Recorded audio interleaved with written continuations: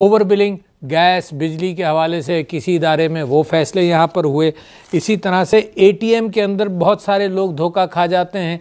हमारे बुज़ुर्ग सीधे सादी पॉपुलेशन जो है एटीएम के हवाले से किसी ने धोखा दिया और बैंक उस बात को रिकग्नाइज़ नहीं कर रहा, तो ये उनके फ़ैसले हैं। या बैंक के अंदर उनके साथ फ्रॉड हुआ हो, या बैंक के अंदर उनको कोई ऐसी चीज़ इंश्योरेंस की प्रोडक्ट बेची गई हो जिससे वो नाखुश हैं, वो सारे फ़ैसले यहाँ होते हैं। इसके अंदर उन औरतों के भी फ़ैसले मौजूद हैं जिनको दफातर के अंदर हरासा किया गया, गलत तरीके से किया गया, और इस दफ्तर से, मोहतसिब के दफ्तर से और फिर मेरे दफ्तर से उसके ऊपर अपील के ऊपर फ़ैसला किया गया और इंसाफ दिया गया।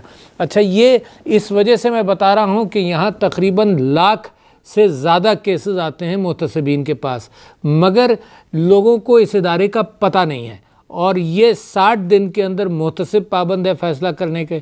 उसके बाद अगर अपील होगी तो मज़ीद 25-30 दिन उसमें लग सकते हैं। और सदर के पास जब ये अपील आएगी तो मैं आपसे दावे के साथ कह रहा हूँ कि पिछले साल के अंदर 1 दिन से ज़्यादा कोई फ़ाइल यहाँ पर नहीं रहा। तो ये सिर्फ वो सैम्पल है फ़ाइल्स का जो मेरे दफ्तर में आकर 1 दिन से ज़्यादा भी नहीं रहता। तो लोगों से मैं ये कहता हूँ कि इंसाफ का एक बड़ा अच्छा इदारा मौजूद है।